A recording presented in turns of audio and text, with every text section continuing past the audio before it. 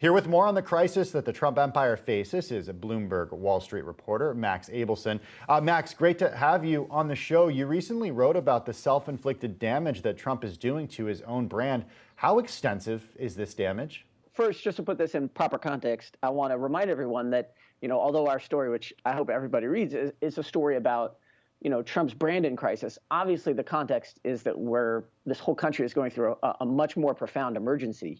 Trump triggered a crisis in really in American politics, in American democracy, when he encouraged his supporters to riot in the Capitol, encouraged them enough that they did riot. But what he also did is he sparked a crisis for himself. I mean, he is about to face one of the most important moments in his career, a career that is full of downfalls and then rebounds. But he's about to re-enter the business world.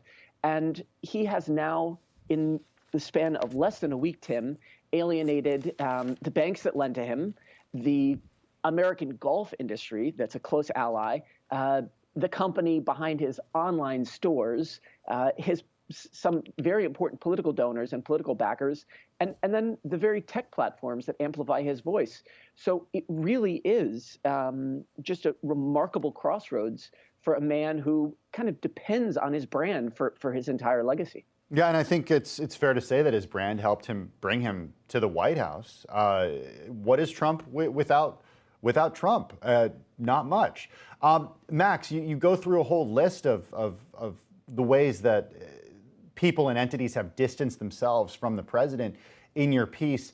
I'm wondering if there's one of those that is sort of the most meaningful. Is it the PGA? Is it the banks distancing themselves? Which one has the biggest implications for the president post-presidency? Well, first of all, Tim, shout out to you for improvising the line, "What is Trump without Trump?" which reminds me of the headline for my first Trump story back in 2015. It was called How Trump Invented Trump. So that's extremely good symmetry.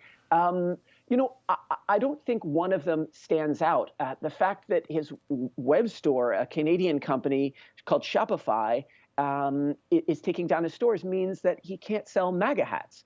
The fact that Twitter and Facebook are banning him either for a long time or permanently means that he's lost his soapbox.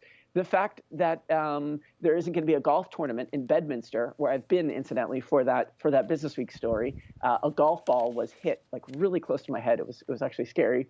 That means, apparently, according to the New York Times' Maggie Haberman, that he is particularly livid. Apparently, the lack of the golf tournament there really upsets him. But banking relationships are also really important. Any one of these by themselves would have been profound. Put together, what they add up to, a brand strategist that I spoke with said that he has lit the palace on fire while walking out of the gates, but and that fire is eating him up as well. Although I want to add, Tim, this is a guy who cannot be counted out. I mean, Donald Trump in the 80s, in the 90s, in this century has faced extremely long odds, and then through his Trumpism manages to somehow rebuild himself or recreate himself.